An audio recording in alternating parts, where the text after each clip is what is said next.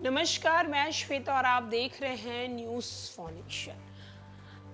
45 minute तक यात्री जो हैं वो हवा में लटकते रहे, उनकी सांस जो है वो हवा में लटकती रही। दरअसल आपको बताते चले कि इंडिगो फ्लाइट को लेकर ये खबर आ रही है कि 45 मिनट तक ये इंडिगो फ्लाइट आसमान में अटकी हुई रही, जहां एक तरफ लोग सोचने पे मजबूर हो गए कि आखिर ये फ्लाइट लैंड कब करेगी। लगातार इंडिगो फ्लाइट को लेकर ये खबर आती रहती है कि कभी इंडिगो फ्लाइट की इमरजेंसी लैंडिंग करानी पड़ती है, कभी इंडिगो फ्लाइट में पैसेंजर के साथ बदतमीजी भी होती रहती है। और ताज़ा मामला राजधानी पटना से एक बार फिर से निकलकर सामने आ रहा है, जहां ये दिल्ली की इंडिगो फ्लाइट 45 मिनट तक मंडराती रही है हवा में। दिल्ली से पटना आने वाली इंडिगो की फ्लाइट संख्या 6E5128 हवा में 45 मिनट तक मंडराती रही। पटना एयरपोर्ट पर फ्लाइट के लैंड करने वक्त यानी कि 11:45 उनका लैंड करने का वक्त था, लेकिन ये फ्लाइट 12:33 पे लैंड की। इस दौरान फ्लाइट पटना का चक्कर लगाती रही। फ्लाइट के लेट लैंडिंग को लेकर ये बताया जाता है कि बरसात की वजह से सिग्नल मिलने में दिक्कत हुई। सही समय पर सिग्नल नहीं मिलने के कारण फ्लाइट को लैंड होने का आदेश एटीएस से नहीं दिया गया।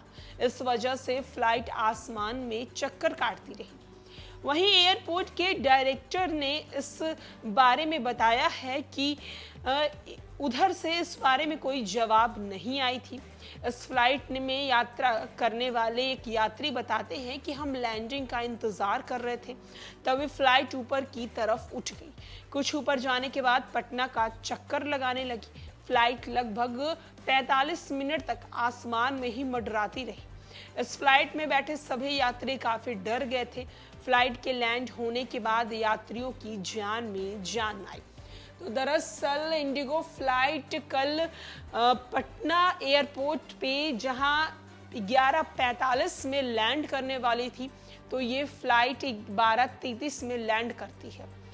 लेट लैंड करने का रीज़न जो है वो बताया जा रहा है कि लगातार मौसम में इतने बदलाव देखने को मिल रहे हैं, बादल साफ नहीं थे और सिग्नल नहीं मिल पा रही थी, इस कारण फ्लाइट लैंड करने में देरी लगी।